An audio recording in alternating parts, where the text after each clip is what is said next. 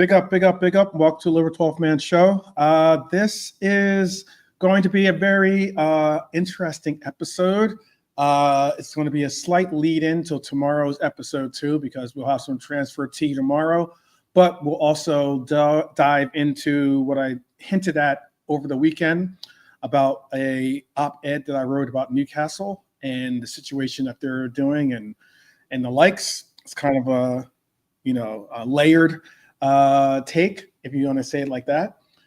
Today we have very nice. We have Lee and we have JK joining us, and we also in the chat I see Red for Life. Big up, and then also the legend that is Dustin. Big up, big up, big up to you, Dustin. And yes, panel. How are you doing, JK? All good, bro. How you doing? Better. I know it's a little bit of a later start, which I'm trying to be more routine on starting at 9 o'clock. But I was doing the pre-research for the show today, just to get some of the latest outs and ins of the transfer talk or just what's going on in the news rumors, and got a little bit deeper than I thought I was going to get. So you never know, had actually it was it's tough because I was doing the research and then in the background I'm a multitasker and my brain is sometimes working unless I'm doing like 2-3 things at once. And in the back I had what was the legend of the Loch Ness monster. Very interesting. I don't know if you've ever gotten deep into that, but it was very interesting. That's a good pun, that deep into the Loch Ness monster. Yeah, There's debate over how deep down Nessie actually goes to keep himself hidden, or herself, if Nessie is a she. Yeah, old Nelly, huh? How are you doing today, Lee? Good, yeah. Good. Enjoying all the transfer kerfuffle. It's been a good window so far. Absolutely. It isn't over yet because we definitely need the centre back, don't we? That's one. Absolutely. We're gonna definitely dive a little deeper into that. But I would love to know what you guys think in the chat, and also you're gonna hear what we think on the panel in just a second. I wanted to do something that might be a little sensitive. Because, and I say that with all due respect, because it was something that still is a little bit under my crawl, got under my skin a little bit, because I think that it's, having had some personal losses in my own personal life this past year, last year or year and a half now, losing someone from your family or someone that you care about is very sensitive, and shows class when you're able to respect that, even though it's not necessarily maybe your family. You still respect the fact that you understand the empathy, if not the sympathy, for what happens. So before we talk about transfers or lineups, title defenses, I've got to start here. What we saw from a small group, not the entire group of Crystal Palace fans. I'm not trying to make paint the broad brush of saying that all Crystal Palace fans did this, but I'm saying a small group of Crystal Palace supporters during the period of silence for Diogo Jota and his brother Andre Silva was no other word other than disgusting. I've praised Palace fans before. I even have befriended some Crystal Palace fans via the internet. They're loyal, they're loud, they're colorful, they're passionate. Selhurst Park on a good day is one of the best atmospheres in England. But this wasn't the Palace that I know. I would go as far as to say it's probably not the Palace that the majority of us know either. Whether those individuals were drunk, or maybe they were distracted and not knowing what was going on, or maybe they're just being simply disrespectful. It's still no excuse for what they did. The actions of a few do not represent the whole fan base. I get that. but it was still shameful. And unfortunately, it echoes everything about your fan base because you still do have that image being portrayed onto your fan base. And that's the problem. Moments like that linger, you remember them. And when we're talking about two families going through the unimaginable football rivalry is irrelevant. That silence should have been absolute, and it should have been respectful and a real moment. And shame on those that disrespected that moment for not only for us but for the families and the memories of our fallen brother and his fallen brother as well. Doesn't make a lot of sense, does it? But there are senseless people out there who just want to do something vile. So really booing the death of somebody in a car crash is about as low as it can get. I mean, does this change your opinion of Crystal Palace fans? Not really. I'll just put it down to it being a few of them rather than the entire fan base. I'm not keen on slandering entire fan bases for the few numpties, whatever the thing may be. But yeah, it was bullshit. What's the point? The point of doing it? What point are you making? I have no idea. Absolutely no idea. I mean, like, I can understand you not liking Liverpool or whatever, but to boo the a moment of remembrance on someone that has on two people that have been tragically taken away from us early in their lives is just ugly. Embarrassing for me. Yeah. That just ruined the start of the whole day. You know, when I heard that, I was so shocked. You know what? Like, Man United are sort of our biggest rivals and stuff. Over the period of what happened with Jota and everything, I never read anything bad from United fans on Twitter and stuff. No YouTube shows where they're laughing. You know what I mean? Proper respectful, bro. I was like, wow, fair play. You know, they're our number one rivals. But I've not seen one of them. I've even seen some of their content creators on YouTube make shows about Jota, like we're going to miss him and stuff like that. And I was like, fucking hell, And for me to see Palace do that, you know what that was for me? You know, when you haven't really accomplished anything on the football pitch and your team is living the big life all of a sudden, they're talking about they won the FA Cup, they're in Europe now. So yesterday they were acting like, when you haven't really done anything in the world, like you got a bit more respect about it. They yesterday were giving it attitude. It's a special day. It's an official game. Jota's first sort of game where we can remember him at Wembley. Right. And then you got some jokers doing that. And for me, that is just past. That's past football. That's got nothing to do with football. That's just human nature and that. To come out with that victim shit as well, which got an outing from some of them, like saying, it's the victims, never your fault. It's like, hang on, it's a quirk of fate. He died in a car crash. How are we claiming victimhood as a fan base? The victimhood belongs to the children and the wife. I would even go as oh, sorry. Go ahead. I just like Dara was on about the booing the national anthem. Oh, I was gonna comment on that too. Go ahead, comment. Well, for me, when you look at the national anthem and stuff, that's a politically aligned song. Yes, exactly. I think they're two different things. Different things, big time for me.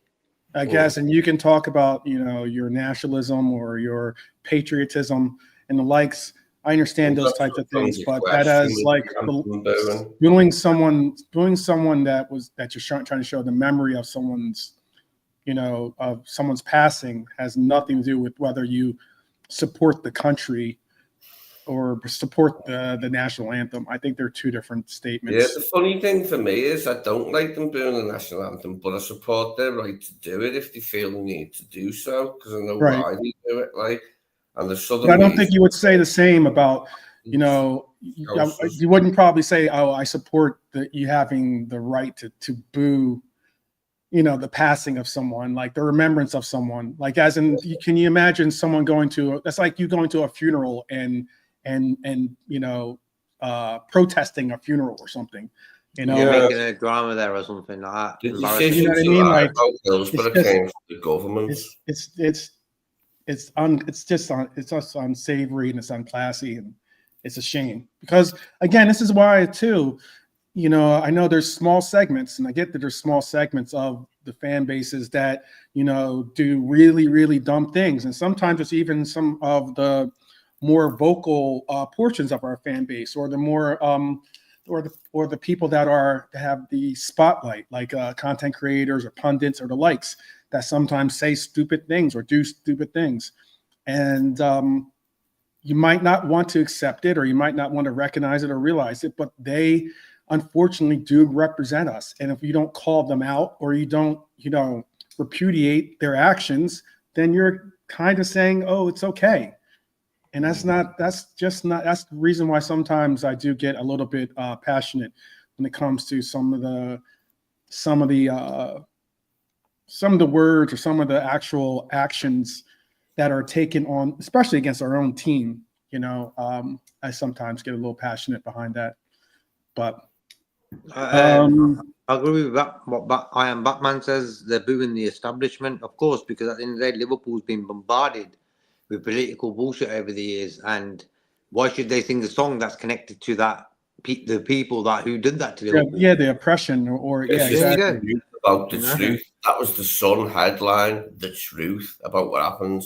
Brave, drunk fans urinated on brave cops. No, they didn't. They didn't do any of that. And the youngest people to die were kids. There's a lad from around the corner, only 18, and he was quite old. By that standard, there was 13-year-olds like John Paul Gilhooly, and to say like that he caused their own death after being told repeatedly for years and then finding out in the inquest to not accept the truth. It shows how pig-headed and how stupid people can be about football. To go that far is too much, like. Right. It's just, that's the thing about it, is like, as in one, it's just the two things are very, I think, just different. One is a living human being, or a human being that has passed away. The other is a song. They're two different things. Yeah. You know, like one is someone that has inevitable, like as in he has a family, he has children, he has loved ones. You know, he has connections to all of us in a sense. You know, like as in some of us are connected. You could be connected to your national anthem. You could be connected to your to the flag or whatever. However, not everyone that supports Liverpool is connected to that national anthem. You know what I mean? Or even some of the ones that feel though they've been disrespected by that national anthem are different.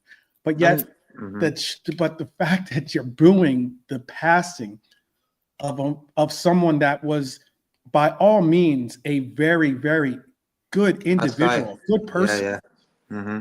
That's night and day difference to me. Snake's belly, that way, isn't it?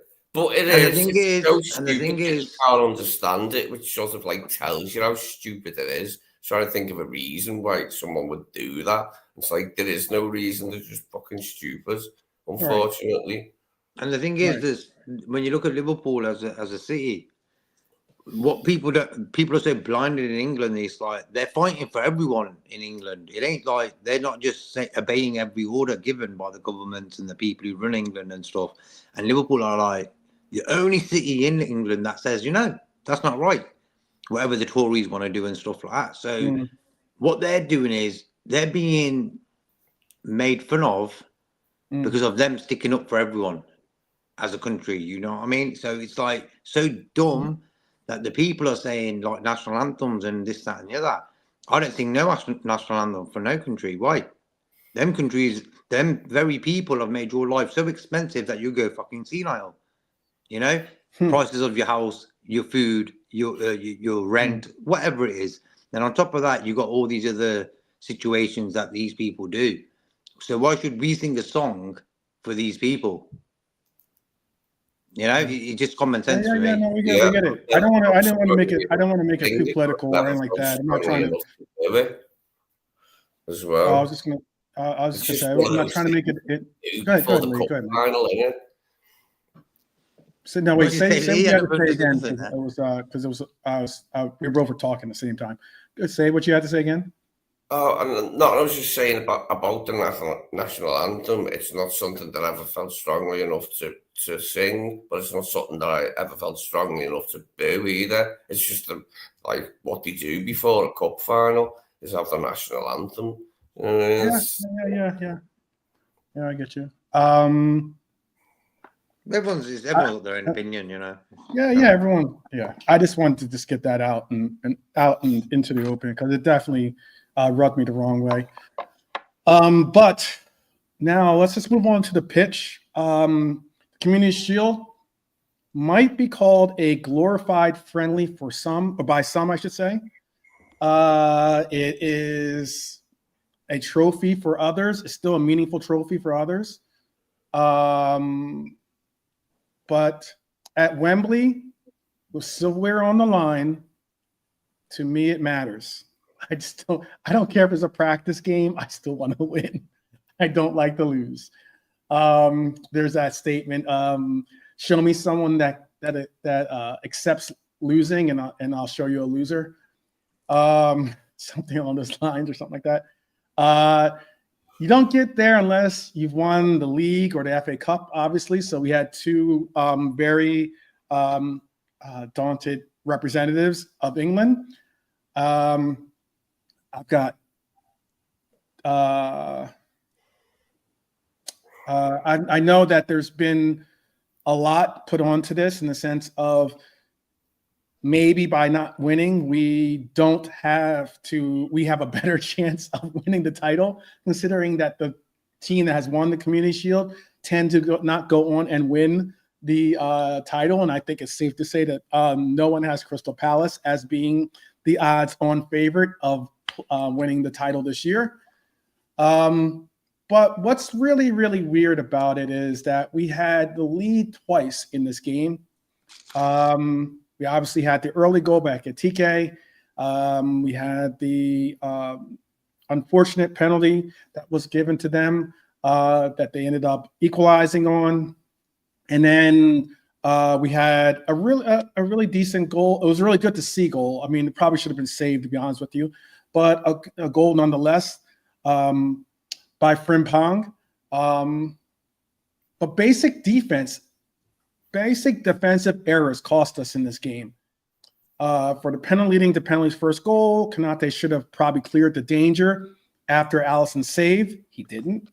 The second, Cody too easily was muscled off the ball, probably looking for the foul more so than really just fighting through and trying to score the opportunity. Van Dijk stepping up for an offside trap that really wasn't there, that created the space, and they were able to just go right down the middle for what ended up being another easy goal. Palace stretched us with pace. They got in behind, and they punished sloppy moments. Defensively, we looked vulnerable, and Arne Slot has a big, 4 days of preparation ahead of him, if not maybe 3. I don't know. You probably give them a day off. Possibly it's like a light run through today, and then or was a light run through, probably something like that today. And then you'll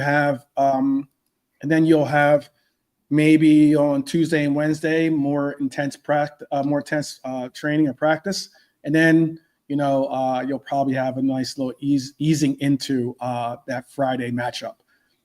There is something to note because this is a player that we are interested in. Speaking of Palace, the big news off the pitch was the club has lost their appeal to the Court of Arbitration for Sport, which means UEFA's ruling stands. They'll play in the Europa Conference League, not the Europa League, because of multi-club ownership rules. Nottingham Forest take their place in the Europa.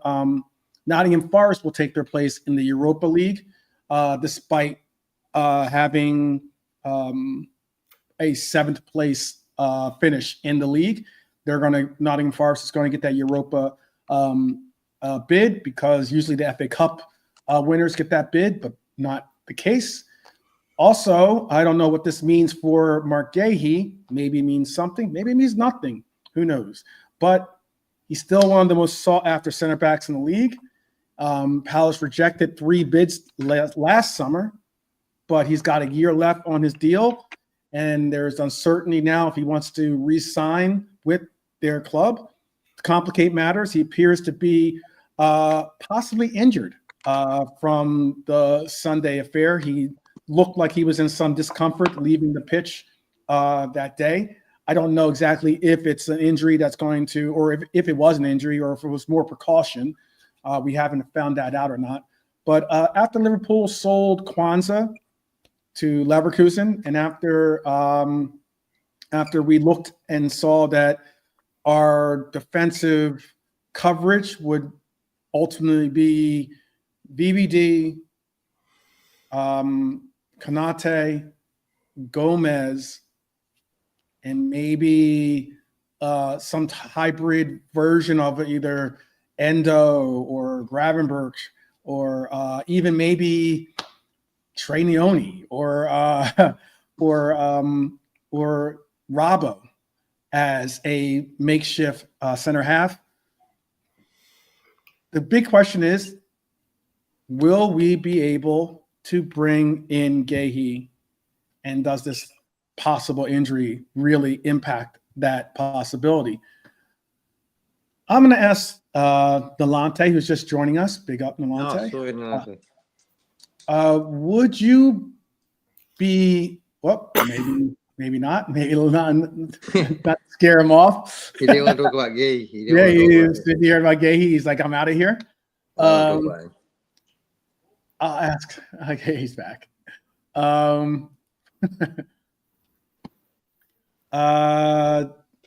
Would you more aggressively for Guehi? Would you move more aggressively for Guehi now that Kwanzaa's sale is complete? Or would you wait and risk losing him to Chelsea or maybe even another rival, especially now that Chelsea have lost Colwell? And that question is for Nalante, who's just rejoined us.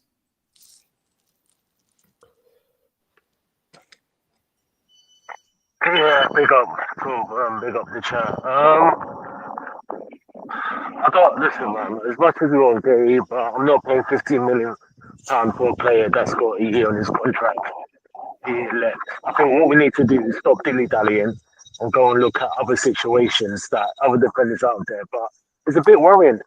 It's a bit worrying what the club are doing right now. I'm not going to lie. Everyone was overpraising the transfer window, but look, we're coming near to the middle of August, and I know it's not still over. Hato was there. You could have bought him, but you just wasted time when Chelsea has swooped in. Diamande is still there. Like, what are you doing? I just want to ask, what are we doing?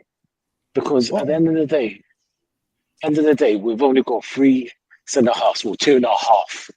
I mean, Joey's injured. You can't trust Ibu. And Virgil, as much as he's good, he's what, 34? We're going on 35. And then we want to play. And then we want to play Endo and Grub. Anyway, Lady B's always got something to say. Sorry, mate. She's living in that mansion anyway with the champagne. she's too old. She's too old school to use headless phones. But yeah, so it's all good. You're calling in from the Yellow Submarine. I got you. The hate is real. Tell someone to tell Lady B to ask her what headless iPhones. Yeah. Well, I get exactly what you're saying. I mean, it is. Can I 12? Sorry, just before you go on, can I just add one more thing as well? Just before you talk, yeah. And look, the Isak thing. Everyone was telling me, saying that, oh, he's coming, he's definitely coming. And look where we are now. We've sold Nunes without doing proper due diligence. And look, we're not long. Well, I don't think we're no closer to the other. So this is my thing. But yeah, sorry, you go on. No, I agree with you on that too. I think that it was. I understand the fact that maybe the money that we got from Nunez sale will help bring in a possible Isak or maybe even another player. and help with the balancing of the books. But I mean, at the very same time, you're selling a player that very well is a player that, again, you could have utilized yesterday. Even if he's not a starter, it doesn't necessarily have to start. He could have been utilized as at least someone that is utilized off the bench. And for those people that don't think that he's got any value, I think that you're very much being short-sighted. The fact that he has delivered for us off the bench quite a few times. So especially late in games. So yeah, it would have been nice to have had that yesterday. It'd be nice to have that during the season. And if not, then if we were going to have Isak, then it would be cool to see either the duo of Ekitike or maybe Ekitike being that player that we could rely on possibly off the bench. But at this moment, because of our lack of players in that striker position, he's now our first and pretty much only striker on this team.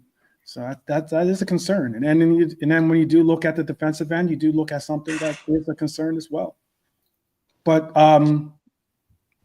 50 million, just like Nolante said, is a lot of money for a player that is in his last year of his contract. That is saying a lot. And now that it's official and Palace are going to be into the Conference League, do you think maybe they need to just get a little bit more realistic rather than sit and say, oh, well, we'll either take 50 million or nothing?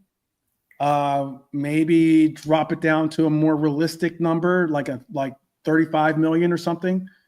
I think that's still kind of high for a player that's in his last year of his deal, especially a player that is considering some of the players that we've seen in their last year of their deal get moved on.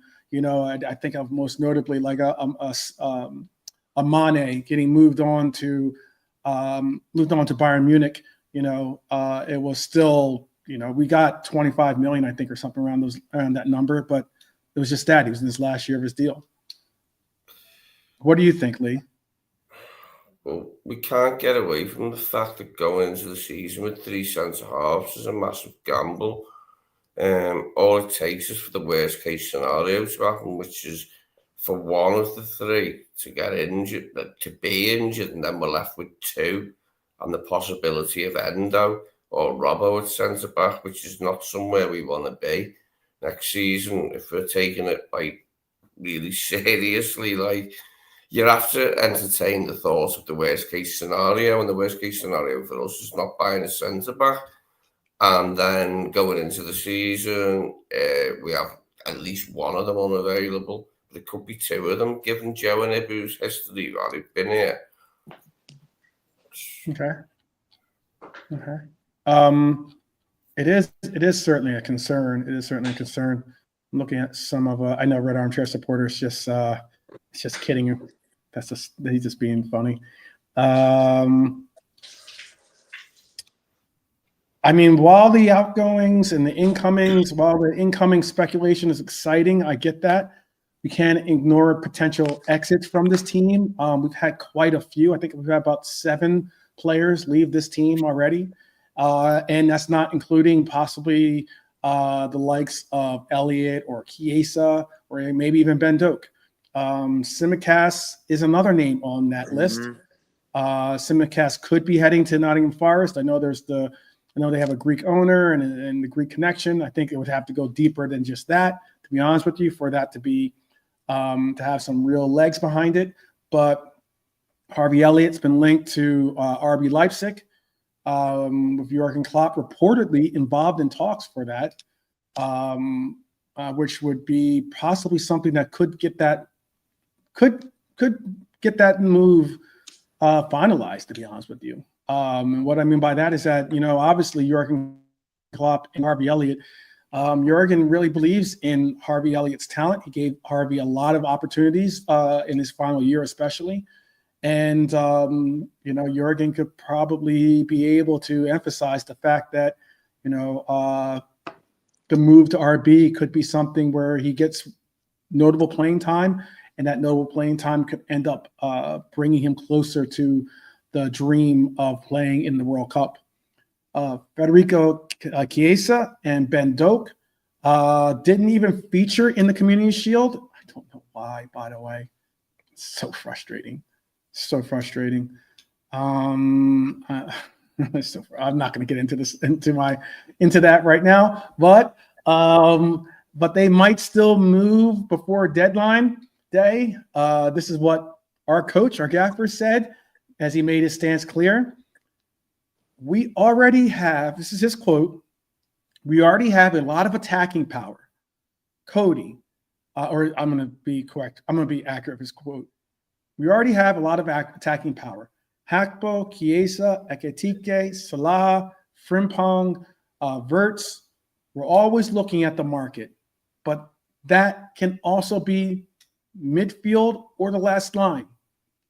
In other words, he's not desperate for another forward unless it's the right deal. And obviously, Isak clearly qualifies for that right deal. However, it doesn't sound like he's like that pressed. And I get it, you don't want to sound desperate in the news or in the journals, but it doesn't sound like he sounds like he's comfortable with the lineup that we have.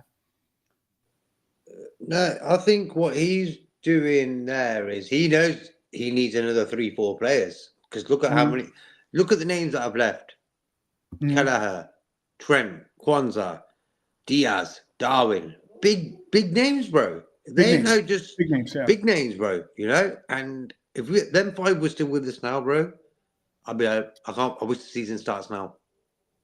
That's much, we look much better with them guys there, you know what I mean? So for me, he's looking at it like, you know what? Rest in peace, Jota. That just took us off track of what was happening before the Jota situation happened, and we were just going out and getting all our business done. And because of what happened, football was the last thing on our mind. Who we're buying, who gives a damn? You know, it was a month like that, and we had to deal with that. And we're trying to sort of catch up now and push through with the Isak thing.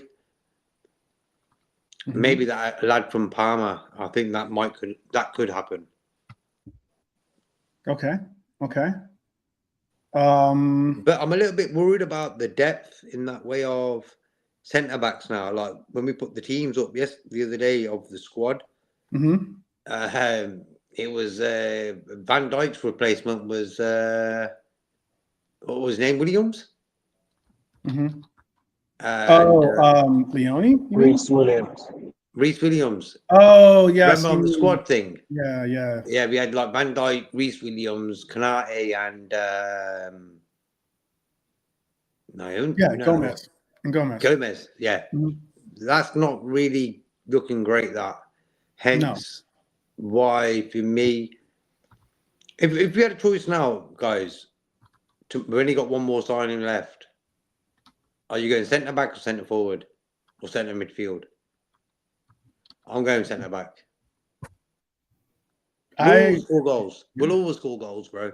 No matter who it is on the pitch, we'll always score goals. That's what we do. Yeah.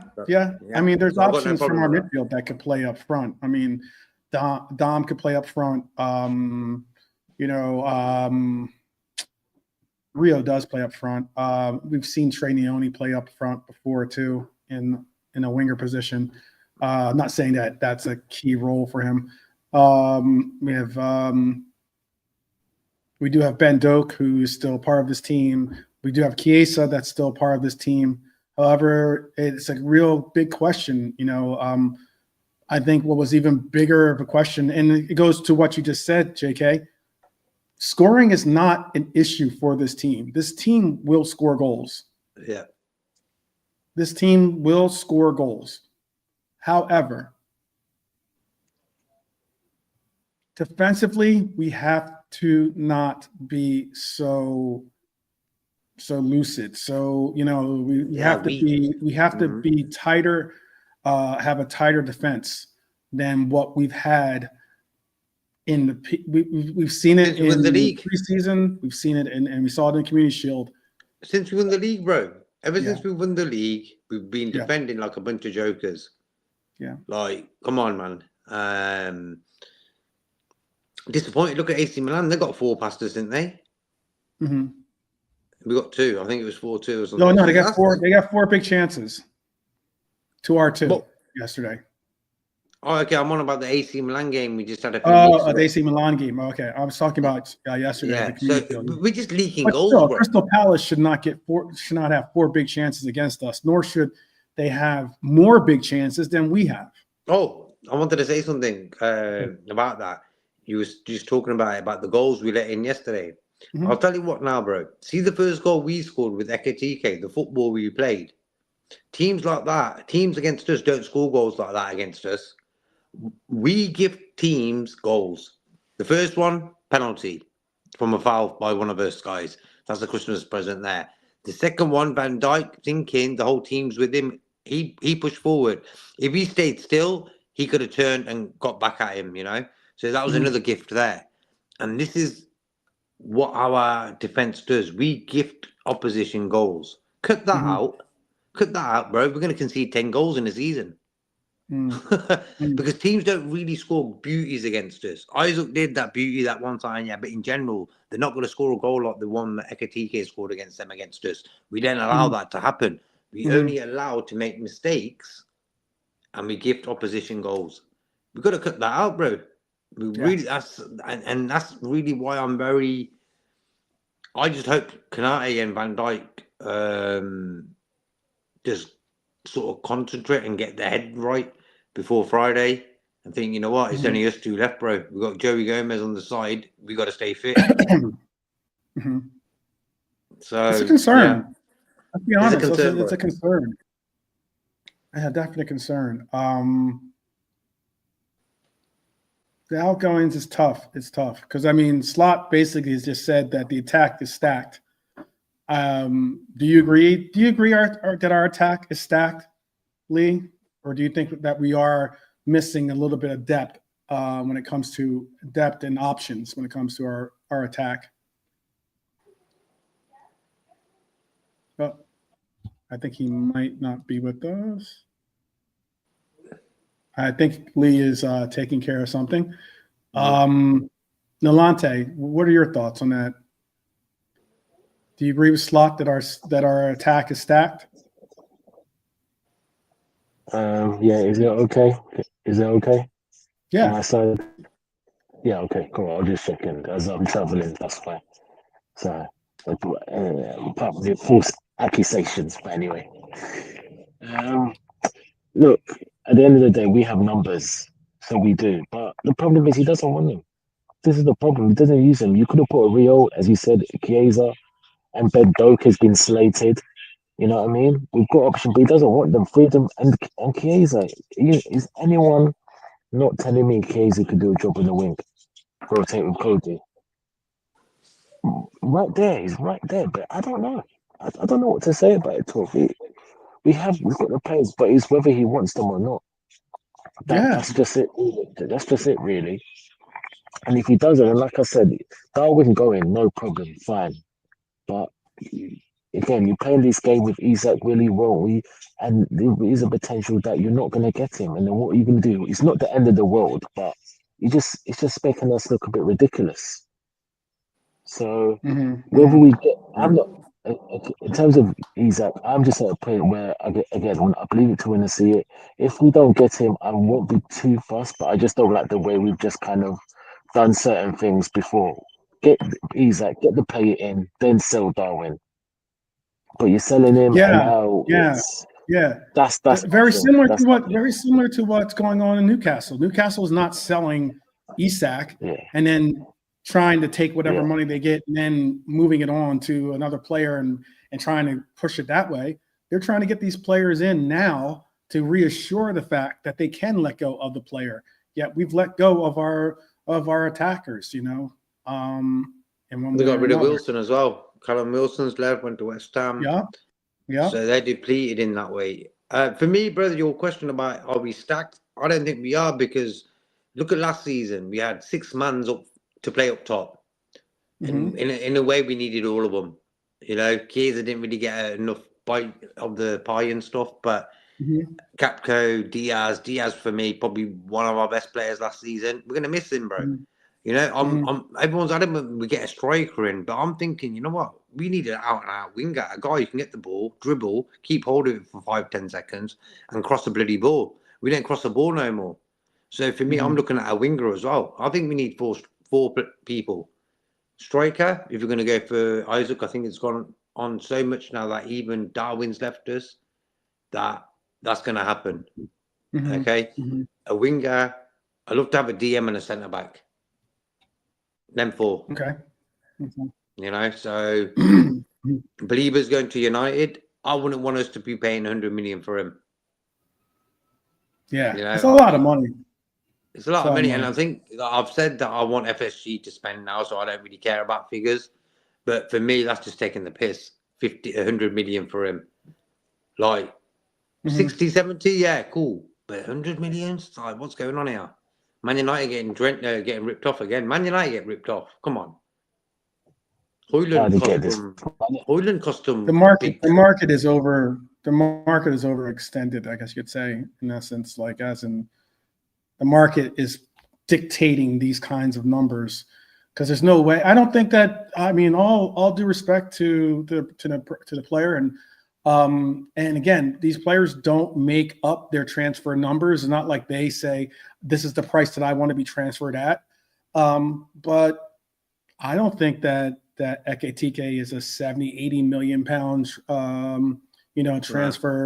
transfer price striker. I don't think that Benjamin Sesko was a 70 million pound transfer market target.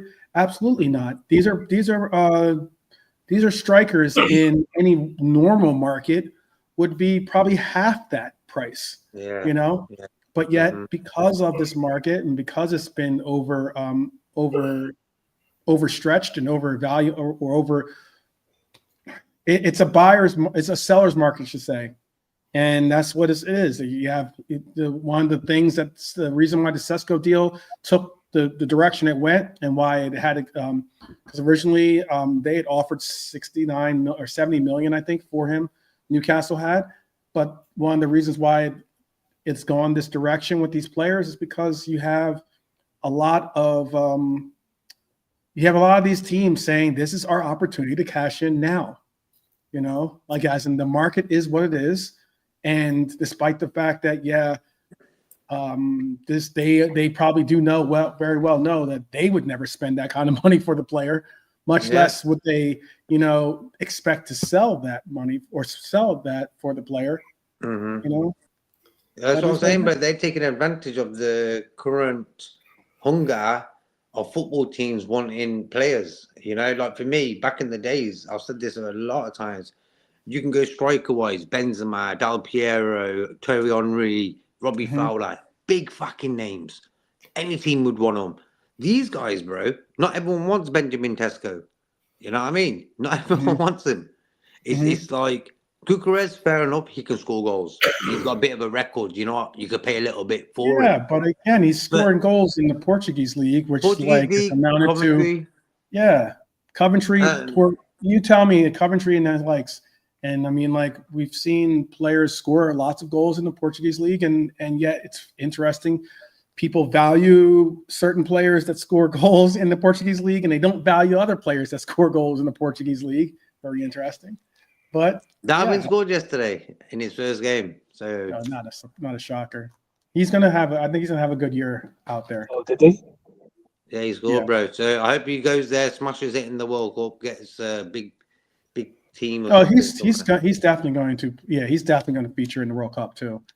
Yeah, he'll be there. He's still a striker. He's the number one striker. So. Yeah, number one striker for Uruguay. But then again, who's Uruguay? They're not right. Uruguay on their day, bro. Does Uruguay even play football? I don't know, right? Yeah, it's easy to make Uruguay. Anyhow, they're the first winners of the World Cup. Uruguay. Exactly. Is it coming for you? Is it coming for you to for Rest of Crab?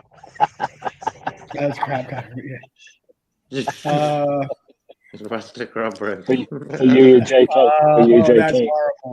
That's horrible. That's too funny. It's funny. It's funny. It is funny. That's wicked. Shout out, by the way, to all those that have joined us from our Reds community brethren, fellow content creator, K-Mac channel. Shout out to him. And shout out to those that are joining us. If this is the first time you guys are joining us, welcome, welcome. Especially if you're a Red, welcome, even more so. Yeah, there are a lot. I like Victor's comment. Benjamin Tesco and Victor Groceries. There you go. Oh, that's funny, man. Tesco is a big shopping sort of place where you get all your groceries, milk, and it's like there's one in Coventry. Oh, yeah. It's like I've heard of Tesco. We don't have one here, but I know what you mean.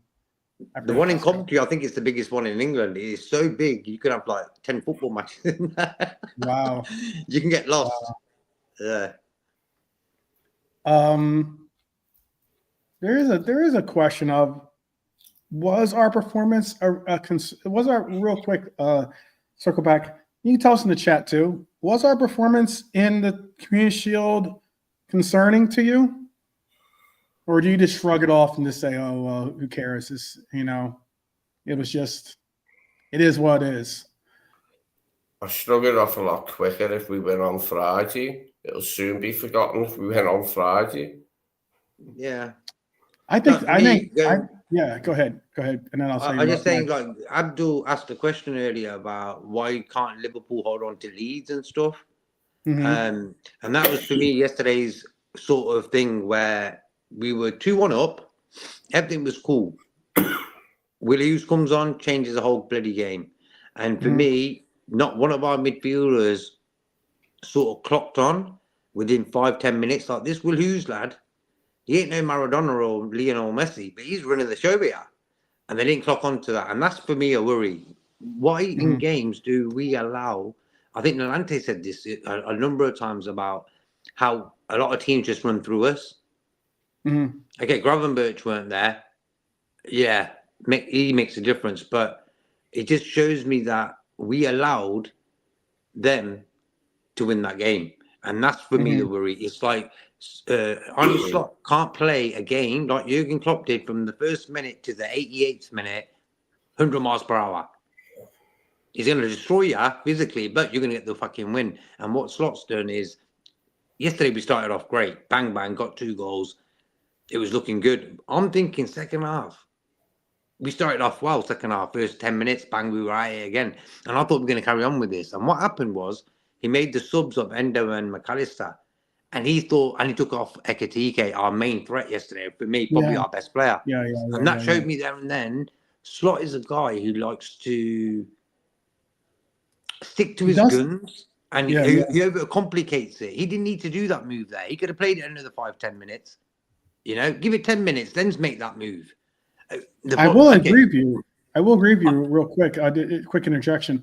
I will agree with you that our coach tends to, once we score that second goal, he's like, okay, cool. I'll take my foot off. I'll take my foot off the gas pedal. Yeah. And that's the big thing with the Liverpool. Liverpool are put your foot down and keep it there until you've scored 4 bloody goals. And then you can take it off a little bit. Not score 2 goals and take your foot off. No. Football changes just like that. Make a mistake, they're going to fucking punish you. And that's what happened yesterday, bro. And I don't like that risky football. That's risky football for me. For a guy who loves to control a game, that's risky football. That don't make common sense to me.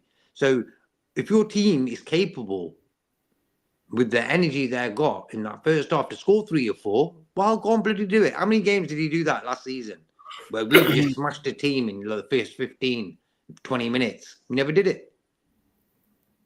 We beat Leverkusen 4-0. Yeah, cool. But all in all, that's the worry for me. He didn't.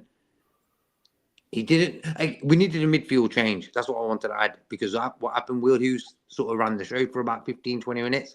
Yeah, bring on an Endo or a McAllister. Bring on a McAllister, say, you know what, just look after him.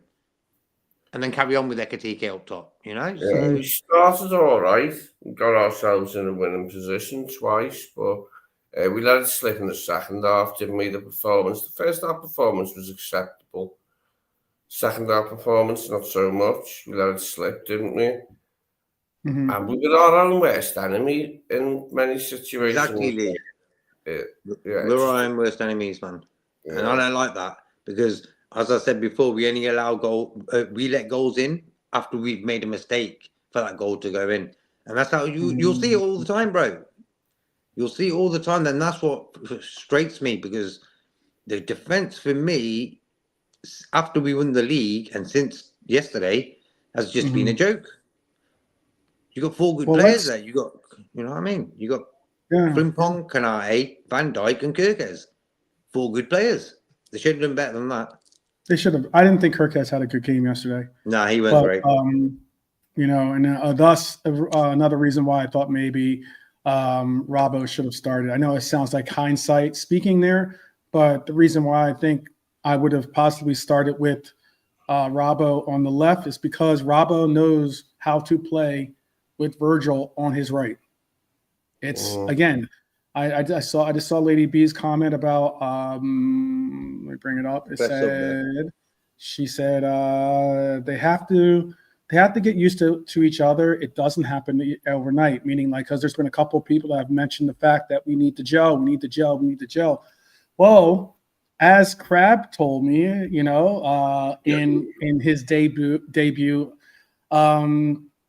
you have to accept change. Change is good, and the likes. And it's like, yes, change can be positive. Sometimes too much change can be negative, or too much change at once can be difficult to handle or adjust to. And it's something of, I agree. I think that this team is going to have to learn. It's going to have to learn how to play comfortably with each other. They're going to have to learn. They're going to have to create that, you know, telekinetic bond. They're going to have to create that ability to know each other's tendencies. They have to even understand what are some of the flaws or inadequacies that some of the players have that they might have to compensate for, just to make sure that they have each other's back. All these things are things that get built by playing together, by getting familiarity with each other and the likes. And it's another reason why some of the players that have been leaving have been really important parts. Say what you want about necessarily whether you like their play or not, but some of these players that have been leaving, some of these players that are no longer starting, and some of these players that are on the verge of leaving, period, are that gelled consistency that people are asking for right now. And albeit you got to, you know, if you're willing to play through it and allow for the team to grow and learn on the fly, fantastic. I don't know if that necessarily constitutes to being a title defense campaign, to be honest with you. That's just my opinion. But I don't think that constitutes to be a real hands down, oh, we can rest easy, you know, this is in the bag title defense. It's one where we are going to have to hope that this team can do it. And I do believe they can, but it's more so you are putting that hope factor into it more so than not. JK brought up something about the players and the likes of our team, our team chemistry currently. So let's talk about where we stand right now. 7 new players have walked through the door. Albeit this player was from last summer, but he was on loan. So finally he makes his appearance or his debut with the Liverpool team. And that is Marmardashvili. Frimpong is a new at our right back, Ekitike up front, Kirkes on the left, Verts in the 10, Pexi, Woodman, all new additions to this team. And that's not saying that we're going to, and we're all asking for more. We're all asking for 2, 3 more players, you know, to be added to that. I understand that bringing those 7 players, that's intent, that's big spending, that's big ambition. But there's still the question, is Liverpool done? And I don't think that we are.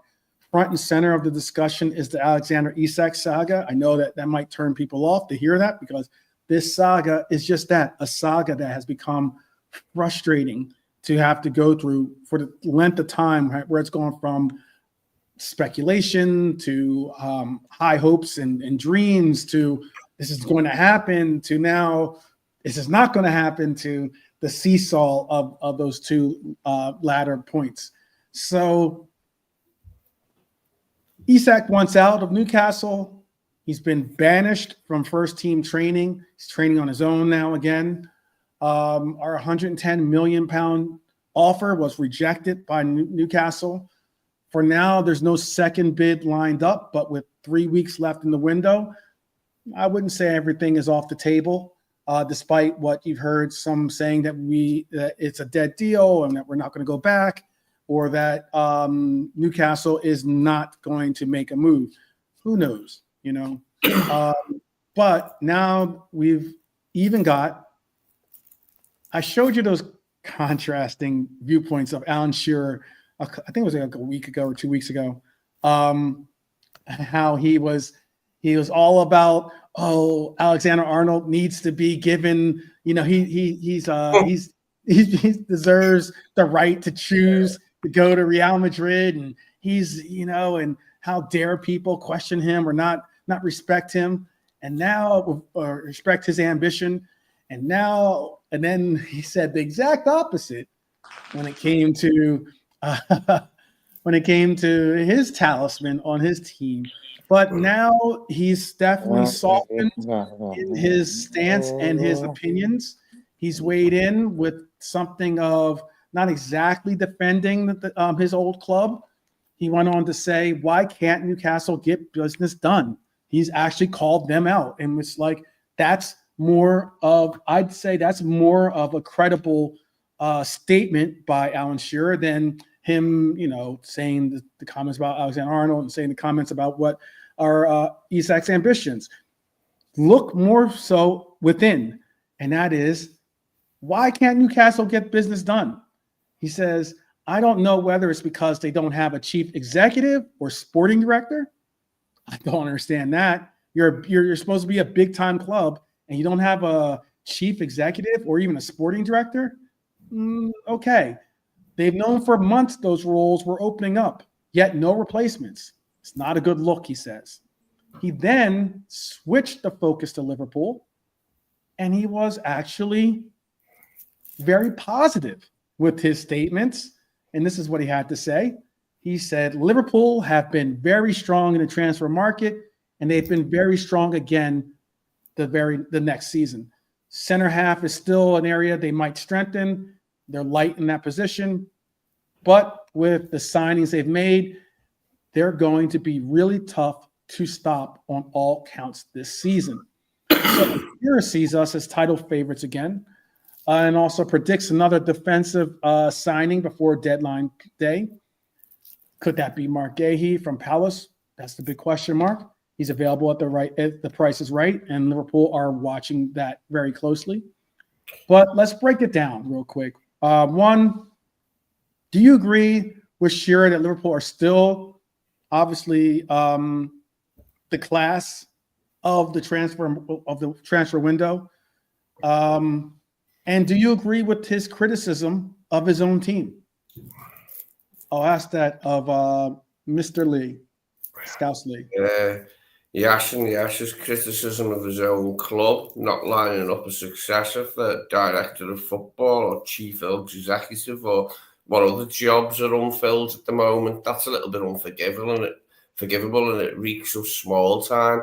You're saying about them wanting to be a big time club, that reeks of being small time, so leave yourself wide open without like a chief exec or a sporting director. They've had months to know it was gonna be this way, and they haven't done nothing. So that's one thing.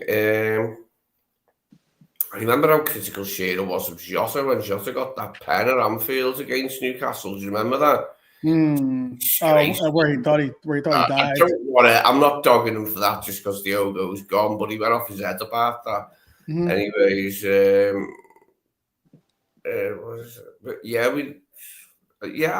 our summer has been strong so far. It's just that it isn't finished, so he's right there. Yeah, he's right on both counts. That his club have messed up, and our window's been strong so far. I would even go as far, JK, to say, should Newcastle fans, especially because the Newcastle fans have been pretty harsh for their criticism of Liverpool. Obviously, some of that frustrations have overflowed onto Liverpool fans in the forums. Yet we've been called greedy. We've been called, we watched, for instance, we watched True Geordie's take, basically, of a little segment of True Geordie's take about his club and about the Isak situation and Liverpool and his stance or feelings towards Liverpool. And they weren't nice. Let's just be honest. Let's be honest, man. You know, like they're so. Look, at the end of the day, remember when Coutinho wanted to go? As soon as the player wants to go, I don't want him at the club. I don't care how good he is, how much money we're going to get for him, whatever it is. I don't want him at the club. As soon as the player don't want to play for you, these guys are so desperate that they're ready to take Isak back, even though he don't want to stay there. I seen a report today. They're giving an interview and this, that, and the other. So they're really salty right now, and he's made me not really like them. Remember a few seasons ago when that top 4 spot was between us and them guys, and how they were acting and that, and how tough they were. So yeah, man.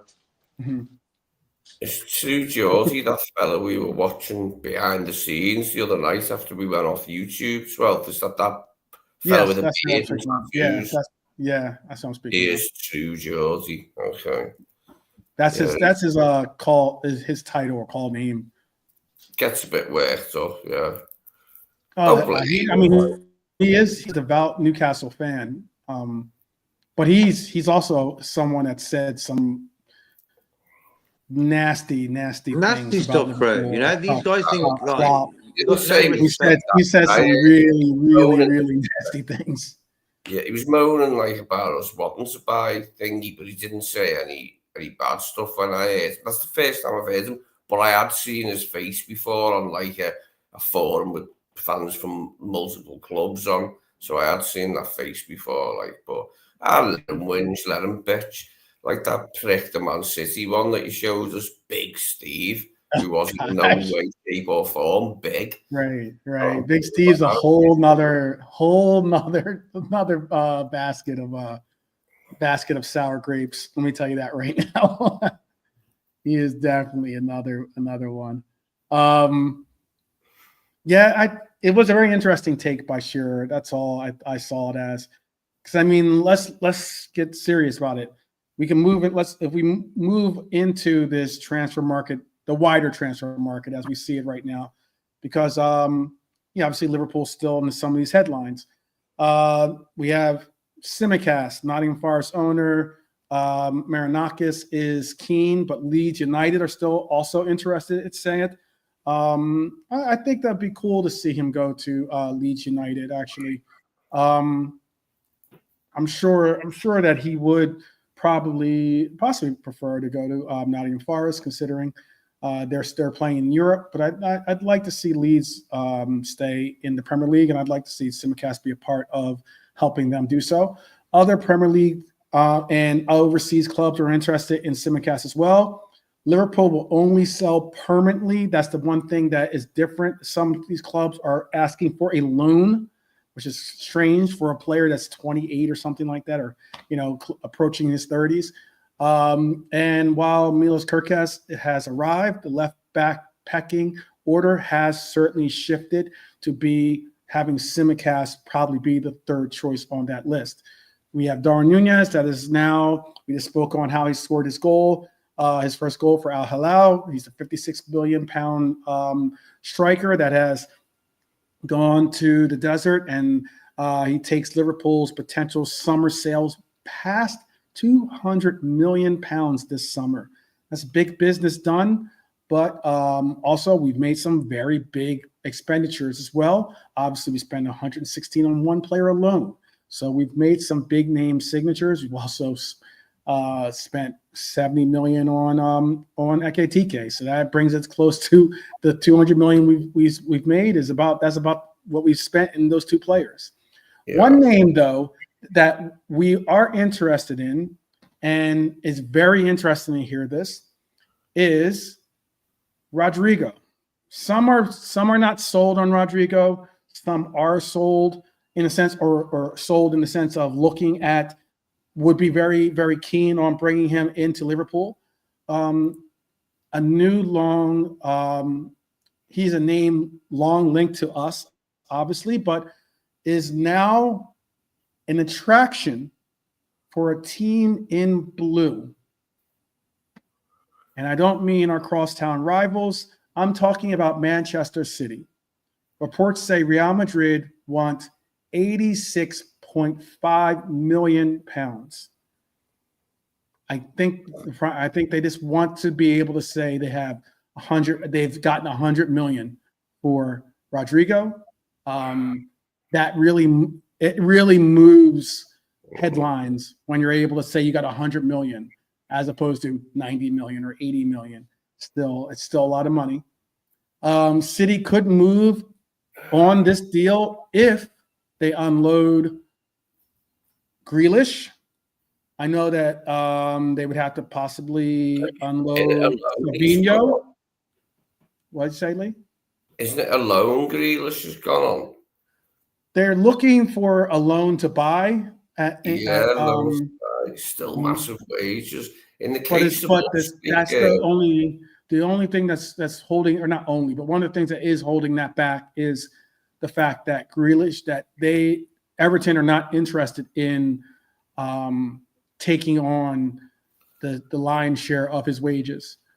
Surprised. You could also possibly see Savinho move on. There's been teams that have been interested. I'm going to team up, but there is a team. Maybe someone in the chat could help me out. There is a team that is looking at Savinho as well. There's McAtee is also a player that's being mentioned as being a possible player that could leave City. Liverpool interests remain in Rodrygo, but only if Alexander Isak becomes unattainable. That's what's being said.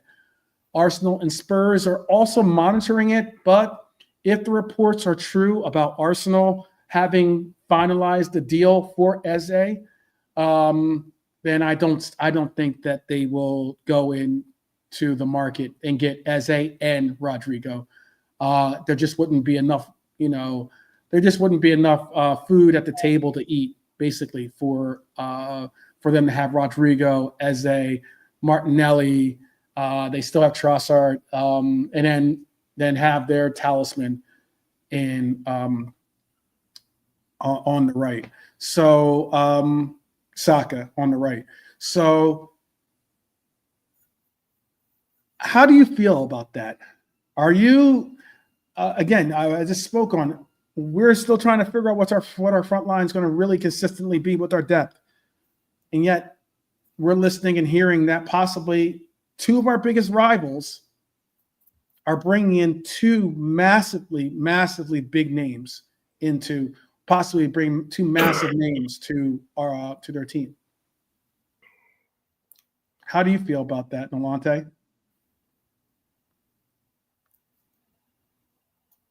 Oh, Nolante is unavailable. I'll ask JK that while Lee lights up his cigarette.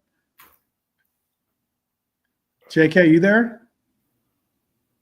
No, JK's not there either. So I'll ask you, Lee. I'll ask you that. Yeah.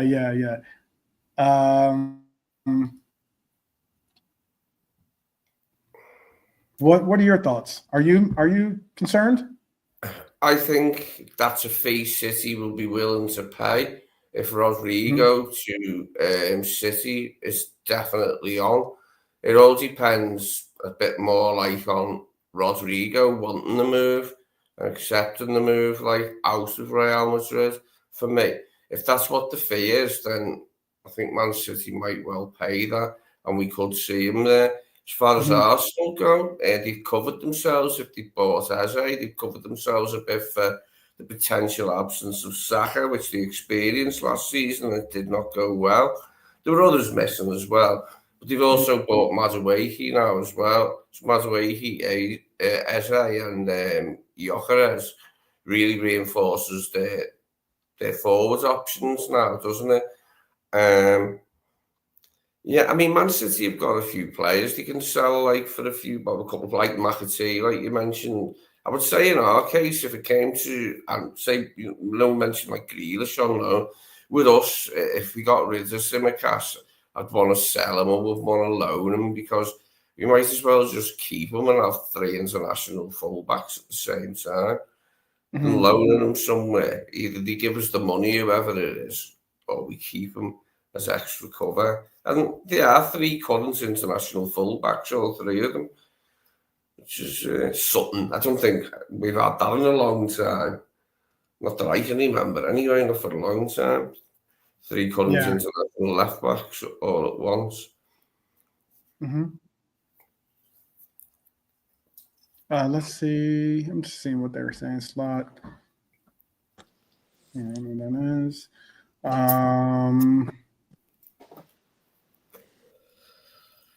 Just seeing what they're saying in the chat. People like Sesko, Choose United, it will happen still. Yeah, does it maybe say something about the fact of, yes, I know that we're going to be most likely, obviously, Harvey Elliott wasn't a big name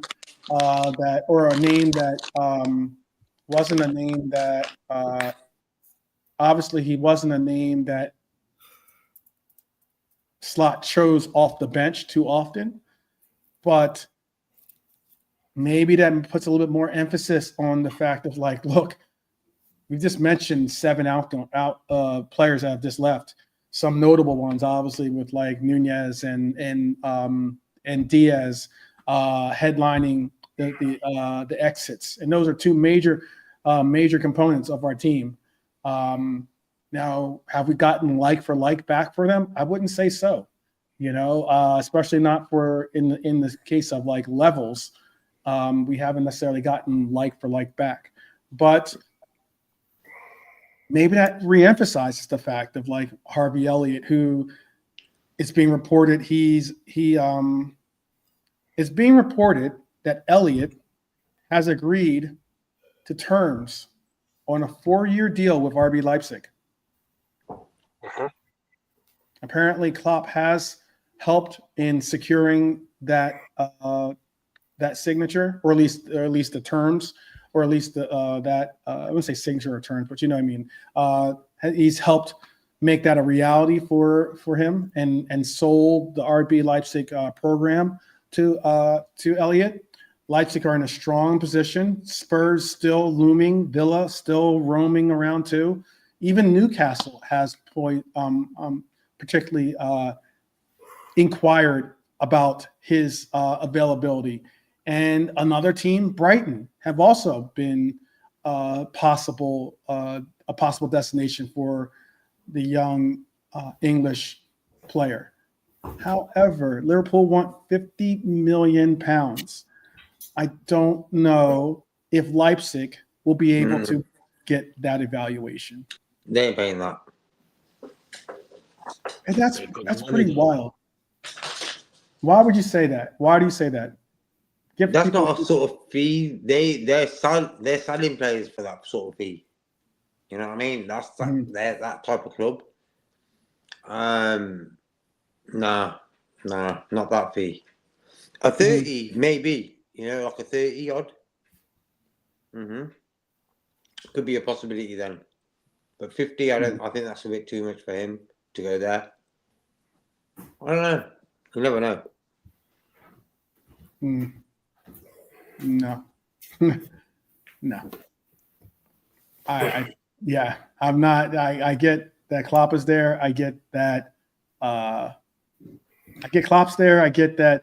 Harvey, like I said, has apparently agreed to terms for the financial terms from RB Leipzig for a 4-year deal. Still all the same. I'm not about especially in this market. I'm not about seeing our players go for bargains while other teams get, these astronomical blockbuster sales. You know what I mean? Like, I think we should recognize that these players are worth more than just bargain prices.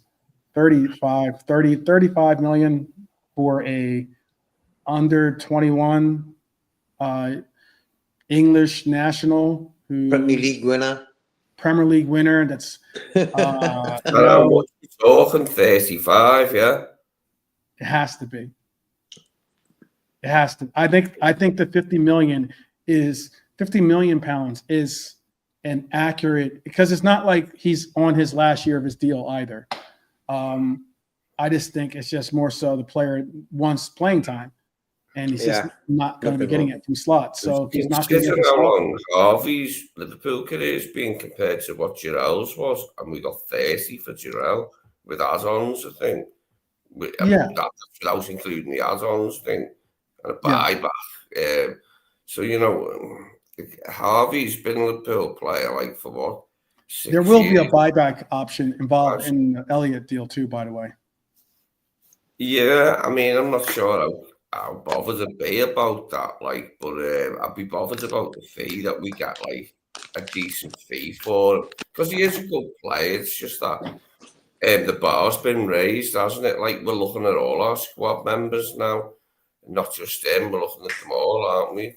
Wondering how long it'll be before they're replaced, and it's a good thing. Harvey needs to play at his age, like. And this is what he'll get if he leaves. I just hope it goes better for him at Leipzig than it did at Salzburg for Bajcetic and Linders and Clark.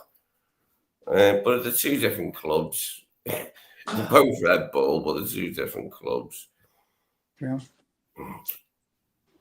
Well, Bournemouth is our next opponent on Friday. We'll be doing a pre-match. We'll do a roll call for that game, but also we'll be doing a obviously a preview. It's Friday Night Lights in the sense, we've got a strong preseason we've had a strong preseason overall. I think we've seen some emergences of players. We've certainly seen some breaking the shell on getting that first goal out of the way for some players as well, whether it's Verts, whether it's Ekitike.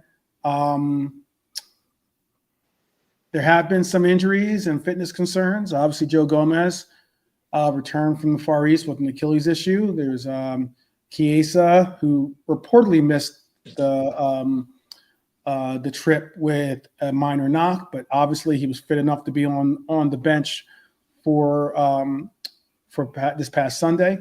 Connor Bradley has picked up an injury that kept him out of the doubleheader and obviously kept him off of the team sheet for Sunday as well. DVD missed both of those athletic club games or missed that doubleheader due to illness. It wasn't an injury, but he definitely looked maybe that's what was causing him to be, a little bit like sluggish or not exactly on his best form in the past game. Ali was absent also, but that was for personal reasons. He did come back and play in the Community Shield, but obviously you would like for players to get sharp while playing, period. The good news, Milos Kerkez has looked really good for the majority of the preseason. Not so much yesterday, but still all the same, looked good. He should start at left back against his former club. If fit, Virgil van Dijk, I think he will be fit, comes back into partner with Konate. Frimpong takes the right side. You would have a midfield minus Grav because of suspension. I think the midfield is going to be Damis Szoboszlai. You'll have McAllister, and you'll have Verts in the 10. Up front, you'll have Salah on the right.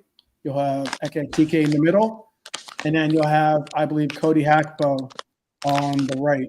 And then I think JK's opening up a candy bar or something like that. And then and of course, as we all would like to see, we'd love to see the deal get done where we get Isak in and he could start up front for us, but that's maybe too optimistic to say the least. Who do you trust next to, if we were to get Guehi in and Guehi's fit, would you trust him more so than Konate as VVD's partner? And not only that, how do you feel about, let's say we're resting, let's say Slot does something that Nalante's been calling for since last year, since his first game practically, and that is rotation. And let's say we start to rotate VVD so we can get the most out of the miles on VVD's tread. How do you feel about a Guehi Konate partnership? Could that be one for the future? Lee, you look like you're primed to answer that question. Yeah, I think it's a partnership that we could win games with if Virgil needed resting rather than being injured, God forbid. But yeah, it's something for me tomorrow in Friday in midfield. I prefer Endo to play and McAllister and Wirtz, take care of the creativity and give Endo a shout. But going by yesterday, I don't know if he'll do it. I think he'll probably go for McAllister and Szoboszlai, which for me, I'd bench Szoboszlai out of the midfielders to accommodate Endo, just so we were a bit more solid defensively, because we still have enough attacking flair on the pitch to do them in. I'd just like to see us be solid in a way that we weren't yesterday and not give up easy chances. Okay. Or so easy chances. At least make them work for it. Okay. What do you think, JK?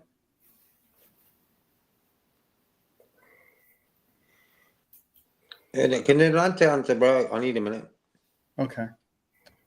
Nalante, are you there? I don't know if Nalante is there or not, but it is what I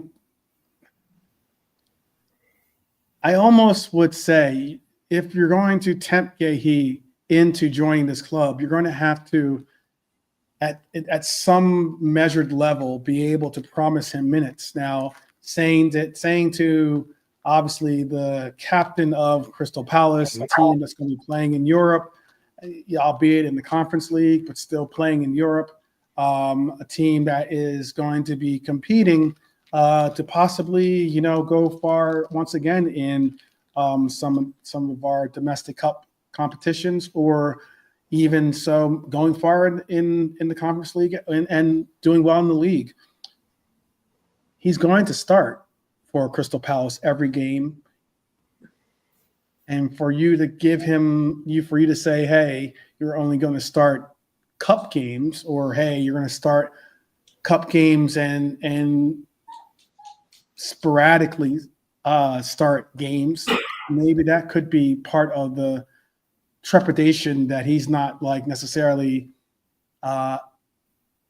emphasizing the Crystal Palace to make a deal regardless of what it is, being look, either you make this deal now or I will leave on a free at the end of the year. If you tell a team that, knowing Crystal Palace's position, maybe they cash in. I know that the possible purchase, again, I did hear that it was a finalized deal. I don't know. Let me see. Let me see if I can get you a price for what.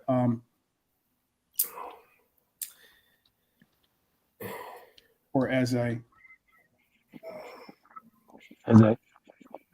Yeah, Arsenal is reportedly close to signing Crystal Palace's Eze in a deal worth $55 million. The agreement is said to be in principle with $30 million possibly paid up front. Their transfer would add to Arsenal's summer spending of getting Madueke, Zubamendi, Gyökeres, Norgard, Mascara, and Kepa. That would be pretty big signatures. 55 million sounds suspiciously cheap. I would have thought he was on a bigger price tag than 55 million.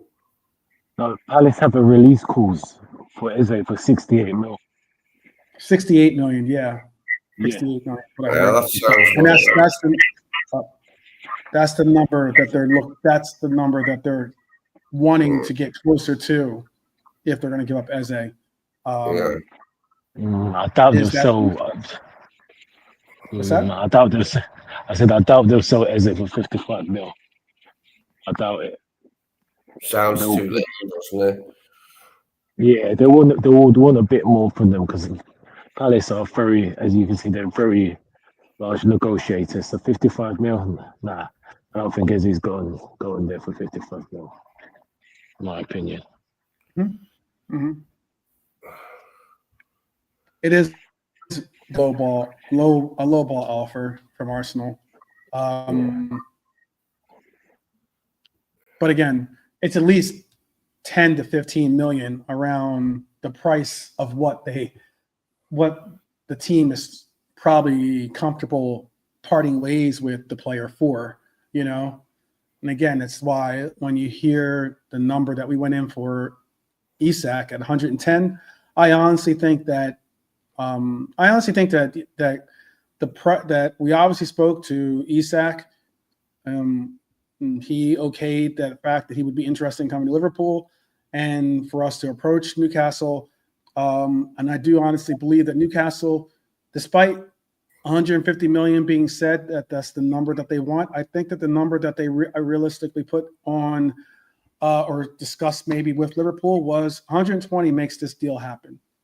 And I think that's why we went in with an offer of 110, because then you have at least a realistic playing field to compromise and get to a price that you can both agree on, so that you don't feel like you got taken and the other club doesn't feel like they got taken. Because that's one of the last things. One of the, so often we hear all these Edwards deals and we hear all these now as of late Hughes deals, but Edwards deals especially, about how, Liverpool got over on them getting, X amount for this player, or getting this player for X, or, getting this player for that amount of money, like McAllister for this amount of price, a lot of clubs don't like that to be associated with their club.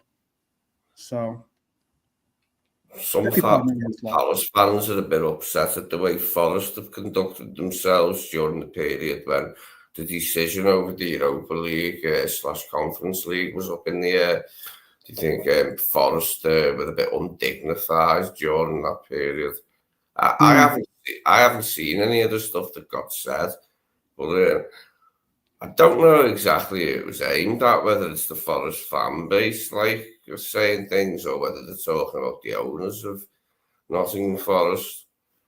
I'm unsure, but they're not happy. No, they're not happy with Forest, because Forest are the ones that brought it to UEFA's attention by sending them a correspondent letter to try to emphasize about the multi-team, like angling it so that they could get Europa as opposed to Conference League, which is where they were at.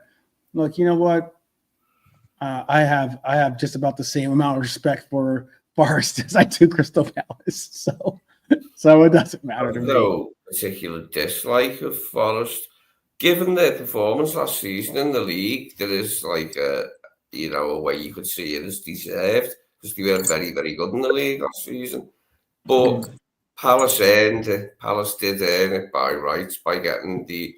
Which I'm not even sure about anymore. I think it should just be league positions. I think Forest, for what they did last season in the league, you can definitely see it like I think Forest and Newcastle should be counting their blessings. So I think both of those teams overperformed or got lucky at the end of the season. Got very lucky at the end of the season. Very lucky with how it played out. Obviously, Forest very lucky with this court decision, or with the UEFA decision, and I think Newcastle got extremely lucky with the fact that Villa bottled it at the end of the year. If they go to United and win, we're in a completely different story. I enjoyed and get a draw. I think they would have ended up with a different story. I enjoyed Villa's participation in this year's Champions League. I thought they played well. I can't remember Forest's wins in Europe. It was when I was alive, but I can't remember them. I was too young. But I can remember Villa's one win in 1982. As I've said before, they won 1-0. The goal scorer was a Scouser, so was the captain, Peter Witham, Dennis Mortimer. Because I remember my stepdad telling me, like, on the night when it was on, he liked one of their players, Gary Shaw. He's like a young player who then struggled with injury, but like my stepdad was a fan of him when I was young. But Villa, it was just good to see them beat Bayern Munich 1-0, because that was the score. It was in 82 in the final, so I enjoyed that. And they done well. They give Paris Saint-Germain a better run for the money than Arsenal did. I'll ask. We're in the last, since we're in the, that was the last segment that I had lined up for us. I'm gonna ask something that we spoke on. I'll give everyone out there a little bit of a sneak peek at some of the things that we talk about backstage. And this was a subject that I brought up because I was watching another program, and I watched quite a bit of YouTube, possibly too much YouTube. And it's on Arsenal. It's on Arsenal. And it was what we were speaking on was a particular content creator out there that is an Arsenal content creator has said that he believes that Arteta is a genius. Those are his exact words. He believes Arteta is a genius, and that Arteta is a better coach, or Arteta could do more with this team than Arsene Wenger could have done with this team of players. So obviously he's saying that he thinks that Arsene Wenger is not as talented of a coach as Arteta, as in he would expect more, or expects more from Arteta than he does Arsene Wenger. It was a very interesting take. He said some things that were inaccurate, which was very interesting for him to say, because he is a devout Arsenal supporter. He mentioned that it took or he mentioned something about it being an 8-year span for Wenger to get titles, when that it took him 8 years in general just to get an original title, or get a title for Arsenal, which is inaccurate. Wenger got it in his second year of being the Arsenal coach. It's also inaccurate considering that it was in an 8-year span.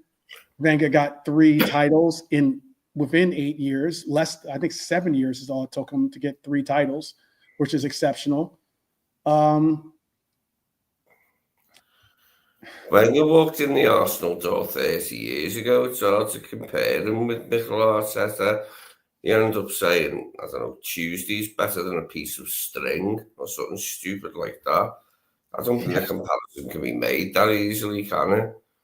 I don't understand why. Like, I get you having your preferences, or you liking your coach, or you backing your current coach, especially with a lot of the up, down, left, and right types of fans that Arsenal have when it comes to supporting not only their coach but supporting their club in general. I don't understand how you could say that statement, considering just what Lady B just said. Wenger had no money for players for a lot of those years. He was basically just a really good talent evaluator, and also because of his high profile name, was able to bring in some talent associated with that pool. But he was a guy who, like for me, Wenger, like Klopp, were two guys who are very advanced sort of football coaches, football guys, very advanced. And what it was, they worked with the owners to keep the fans sort of chilled out regarding transfer fees. Wenger had years where he didn't spend. But even though Wenger pulled out beauties, signings, he picked up some good top players, world-class players. Yeah. So did Klopp. But it wasn't like Arteta now, nearly $1 billion in the time he's been there. Yeah, he's close to have spent $1 billion in transfer. There you go, bro. So what's that all about? Prices in them days, and because he knew the French market, he picked up Vieira, Petit, and Perez for not too much. Bergkamp cost a few bob when he came in, but a lot of them he picked up for very reasonable fees. Because they wanted to come and play for Wenger. That was the pulling power. That's what got the players in. Yeah. Same as Klopp, and people take the piss out of Klopp. I'm thinking, bro, Klopp's name made players want to come to Liverpool. Some of the Brazilians. Absolutely. Gilberto Silva and Edu and a few of the others. Like he brought some really good Brazilians to the Premier League, and then there's and also you got to think too. Like, finish what you got to say, Lee. No, go on. That was it, really. Mm-hmm. I would even go as far as to say, like, it was during the Wenger era, especially, he was watching some of his best players not only leave Arsenal, but go to their main rival for titles. Yeah. Chelsea, City, and Man United, all them three. They were the clubs they did business with. Ashley Cole, you know what I mean? Just like, Gallas. I felt sorry for Wenger then. But for me, when you mentioned the defenders, like Gallas, Sanya, and you got players like Lauren as well, who could play defence or midfield, but he's just brought in pure quality. And don't get me wrong, they weren't cheap as in they cost nothing, but even given for inflation, they were good prices that he picked up, like Henry, Perez, especially Team Vieira. I think Henry was 10.2 million. Yeah, 11 mil. 11 mil. Yeah. Bargain. But look, as good as the teams he had, one thing when he didn't deliver the European Cup, but he did do a back-to-back. He didn't win the back-to-back Premier League. Leno screwed them, mate. Ben Leno screwed them that night. Let's put a bet on. I think Arsenal will never win the Champions League. I don't think they'll win it in my I don't think they'll win it in my lifetime. That's what I'm thinking, bro. Well, let's hope they don't win it in our lifetime. But because you'll never hear the end of it. All right, to be fair, to be fair, 12. Oh, sorry, Jackie. No, I was gonna say no. To be fair, they can win it when we've won about 25 Champions Leagues. We'll be nice. We'll be nice. We'll be nice. We'll be nice. When we come one or two above Real Madrid, then they can win their Champions League. They've spent big again. This transfer window, and look who they've brought in. Lee was on about they brought in that lad from Chelsea. What's his name again? Marc Guehi. I don't mind him. He's okay. Good little player. Good careers they've got in. They got Zubimendi in. You know what I mean? They ain't fucking around. The belt mascara. I wouldn't even give Arteta my house keys, let alone £1 billion to go and buy football fucking players. You know what I mean? It's like, come on. Come on, man. I wouldn't give him my left foot. I don't know what Arteta's got in him. Like, come on, bro. Come on. That's just my. That's a good question. Lady B brings up. If they don't win, and I mean they don't win anything. League Cup. I think he will. They will. They won't want to do it because he's got his little mates in the boards. I mean, I know Edu's gone now.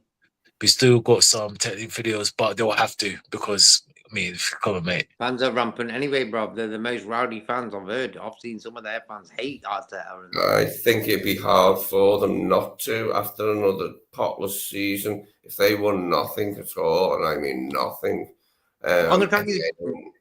Their fans would be hard to. I mean, they would ignore them if they had to, like, but they'd be hard to ignore because some of their fans are bad enough now. You know what it is, bro? People that he spent $1 billion to compete. They are competing now, Arsenal. They ain't like in the 5th, 6th, 7th position. They're competing. They've done that for the last few years. So the money he spent, he's got them competing, and I'm not sure they're good enough to win anything. That's the thing. Bringing the amount of players he has done in, he's got no excuses now, even if they have injuries. You know, there's Mazueke, Eze, Zubimendi, Mosquera. They've really been on a bit of a binge, haven't they? They seem to have done all their business now, if they get Eze. I'll tell you the truth. Where this particular content creator has missed the mark is that he should have never brought up Wenger's name versus Arteta, period. Yeah. Because the fact that Wenger's won 3 titles should make you just say, okay, sit down. Stop talking. Yeah. Arteta's won 3 goals. And if you even go as far as to say, Arteta's won an FA Cup. Chicken nuggets. Exactly. If you could go as far as say, Arteta's won an FA Cup. Wenger's won 7 FA Cups. Simple. So hearing Wenger's you say one of the that greats. makes you sound silly to even spout that. Now, I'm not saying this particular content creator's name because maybe he's just saying this out of clickbait material.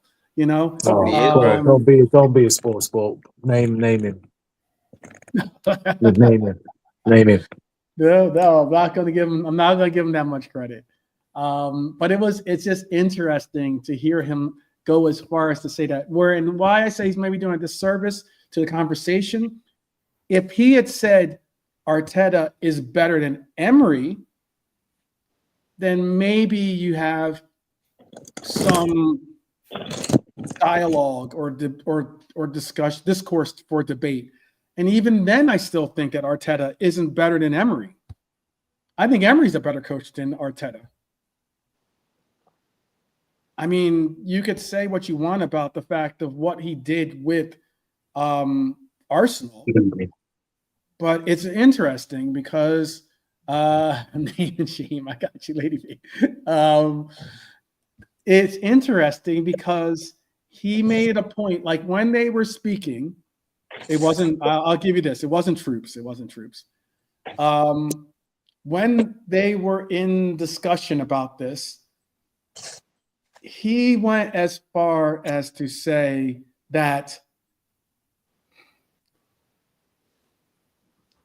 he gave Arteta credit for the FA Cup. Okay? He gives Arteta credit for the FA Cup. But when it comes to that same Arsenal team ending the season in 8th place, he's quick to say he took over halfway through the year. So if you're going to say, I'm going to take accolades for the FA Cup win, and I'm gonna say that year's team is Arteta's team because that got him an FA Cup win, fine. But then at the same time, you have to take some type of ownership over the fact that your team ended in 8th place.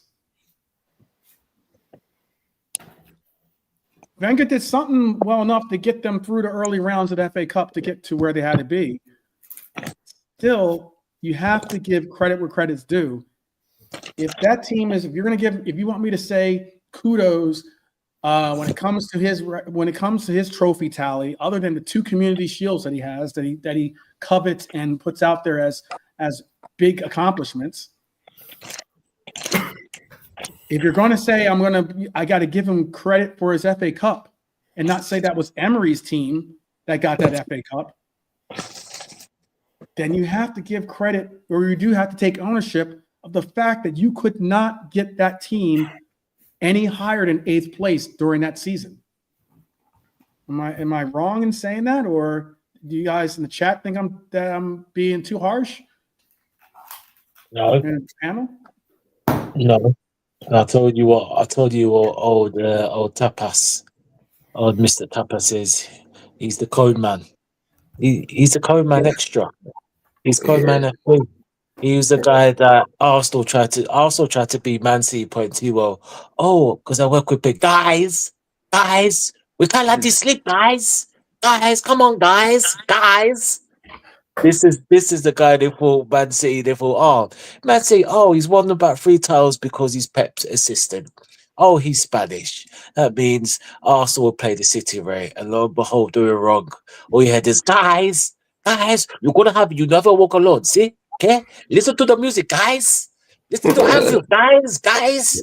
It'll work, guys. What happened? They got a beat down 4-0 at Anfield, the greatest ground in the world. 4-0. What was the excuse? No, okay. Okay, no. Guys, what are you doing, guys? Coleman, aka Tapas, long live Coleman, long live Igal, and all the clueless headbaits that think he's a genius that spends 0. What was it? 858 million, nearly billion equals what? 0 trophies? Nil point for you, Mr. Coleman. Nil point. One of the most overrated coaches. What a disgrace. Anyway. He got the job because he worked with Guardiola on it. It's the only reason he got the job. Otherwise, he'd have had no chance of getting it. I mean, they are. I don't. Did they have their parade for beating Real Madrid in the Champions League? Oh, they did. Did they have that? Did they actually do that or not? You missed the tour. It was a mock-up photo. Some of them did get T-shirts. It got Arsenal shirts printed with Champions 24, 25 on the back. Oh, you remember that? Do you remember that? I remember showing that. Right, even Tottenham got a parade. Last season. Oh, Tottenham are funny. That rivals. Do you know what they did? I don't know, Jake, have you said? Do you know what they did, Tottenham in the parade? They drove to the Emirates. They drove past the Emirates. Did they? Yeah, they did, yeah. Good for them. They drove past the Emirates. Fair play. Yeah. That is good for them. Oh, hilarious. Yeah, they were actually my old area, actually, which is funny, but yeah. Past the Emirates. I'd like to see a picture of that, a photo of it. I might search to see if there is one. He's probably Andrew driving. He's like, Sunday's on going soon. I'm going to drive down there. Jeez. Oh, let's take these guys. Since Mr. Guys, let's go, guys. Let's go, Cabot, guys. Mr. Let's go, guys. We are the best team. We are second. We are a great team, guys. We are a great team. Listen to this. Lee, exactly. Listen to this. Sorry, Lee, I apologize. Sorry, I know you're going to say something. Since he's been in charge, let's list the clubs that have won something. Leicester, Newcastle, West Ham, Nottingham Forest. Wow. Tottenham.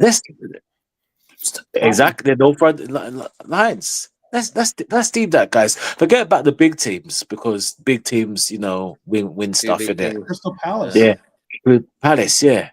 Crystal Palace has the same amount of major trophies as them. They're only one short. They're only one Community Shield short of Arteta. Exactly.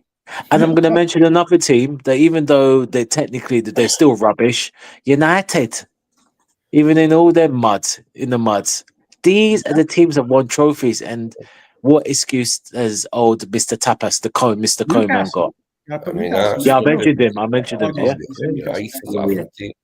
Arsenal didn't wait long. United for a decent sized trophy. United's misery's only been going on 13 years at present. It'll be 22 for Arsenal, won't it, next summer if they don't win it. Spot on, Lee. Spot on.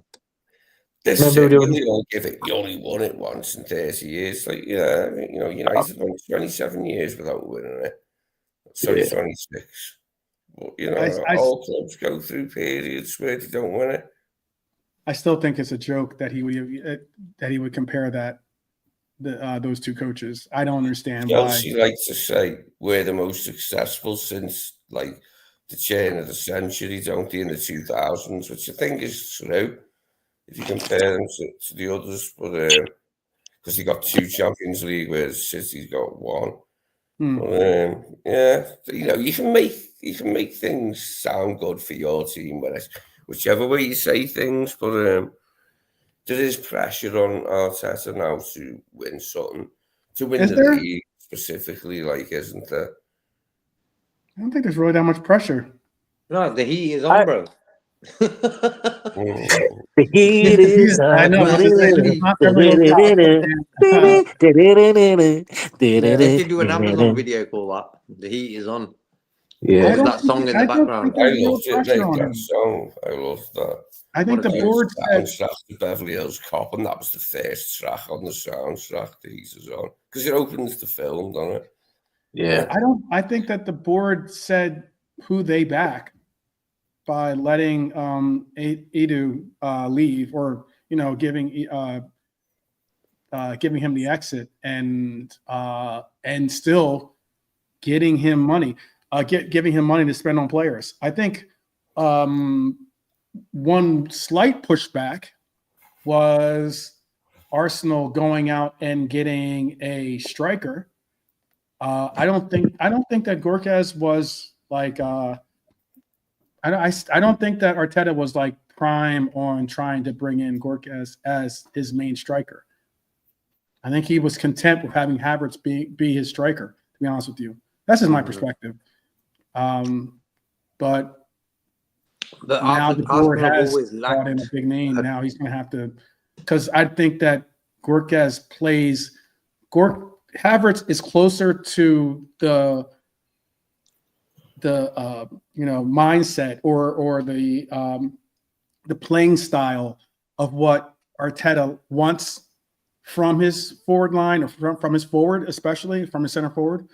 I think Havertz represents that closer, or maybe not Jesus as well, maybe, even though Jesus is always injured as of late.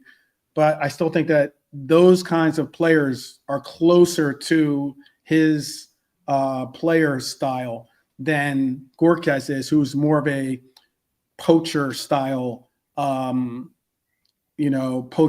striker.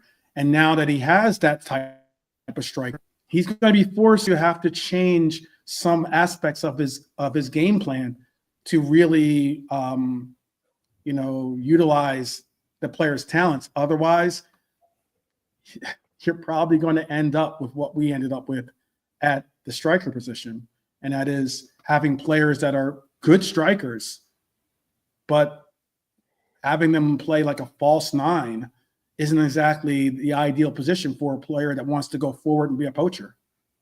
At least, again, that's my perspective. Am I wrong? I'm sure you'll tell me in the chat, and on the panel, you can tell me too. We've got 5 minutes left. I'm only going to go another 5 minutes, but Lego head. Anyone on the panel think different before we wrap this up? What is his playing style, bro? When you look at it, defensively, I've got to say they're sound. When you look at it, they're pretty sound defensively. I think without that defense, they'd be poor. They'd be Man United. But I think with that defense he's had, Gabriel and Saliba, it sort of gave him sort of foundations to be a sound team. Always lacked a goal scorer. You know, when you look at Arsenal over the years, they always had sort of good strikers, Ian Wright, Thierry Henry. And then he's gone a bit pear-shaped over the last 10 years. So if we're getting good careers in, I'd rather have him up top than have a sort of Jesus. Jesus, yeah, I got you. Jesus. I always say Jesus. Yeah, I know. Right? But you know what I mean. I know. Some might take that as sacrilege. That's why I'm saying, making sure. Careful, JK.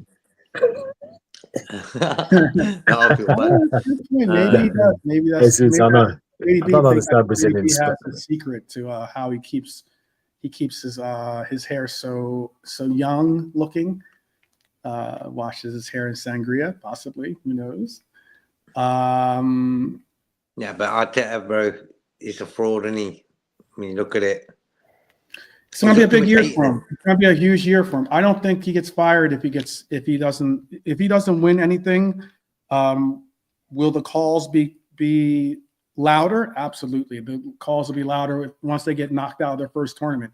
But I don't think an FA Cup or FA Cup and League Cup are going to cut it, bro, because when you spend nearly $1 billion, it's not the Premier League or Champions League. Nothing else matters for me. Yeah. I think Arteta is just trying to be relevant enough so that when Pep retires, he can possibly move on to Manchester City. And I would love that too, by the way. Arteta at Manchester City? Then he's over then, for sure. Yeah, then that's just Manchester City saying, what the heck? Guess there's nobody else, so he picked up the cones, right? You said he picked up the cones, so at least he knows that much. We'll see. Well, there you have it. Title defense starts now. This Friday we'll begin the first game of our title defense. Transfers still swirling. Injury calls to make. Bournemouth ready to test us, I'm sure. Get in your comments, please. Definitely hit the like button or subscribe if you're new to the channel, for sure. I would love to see who you think is going to be our starting 11 for Friday. Join our, if you haven't done so, please do join our Fantasy Football League. It's going to be a lot of fun again this year. Do we go all in again for Isak? With the one position, what's the one position you'd like to see us strengthen before September 1st? It's going to be a real season for us to remember. I think it's really going to be an exciting season. I'll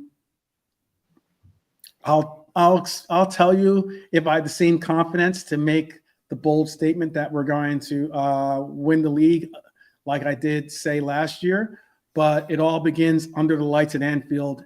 And from crowd conduct, the defensive gaps, from Palace's legal defeat to Liverpool's transfer chess game, the season hasn't even started and it's already drama everywhere. But the one thing that matters most, Friday night, Anfield, Bournemouth. That's when the title defense begins, and that's when we'll see it all. We'll see all the noise that's off the pitch generate to cheers and applause and the likes from the crowd and maybe from your own home for the action on the pitch. So I'm excited to see that. I'd like to thank Lee for joining us from the very gate. I'd like to thank JK and Alante for joining us as well. I'd like to thank you for joining us in the chat. Big up to K-Mac and his raid. And also big up to those that support any of us and all of us, hopefully, in the community that we have here. It's an important one. I think it's one very much different and hopefully a lot more classier than one we saw on Sunday for the Eagles.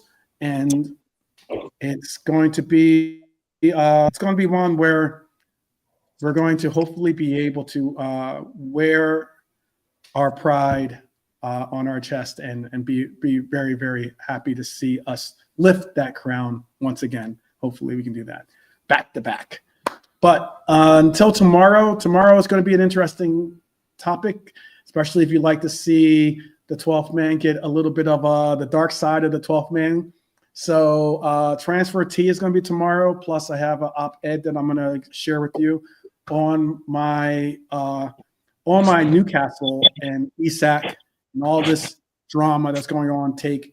It's going to be a very interesting perception, and it's and disclaimer to all the Newcastle Newcastle fans out there, unless your last name is Gordon, shout out to each and every one of you.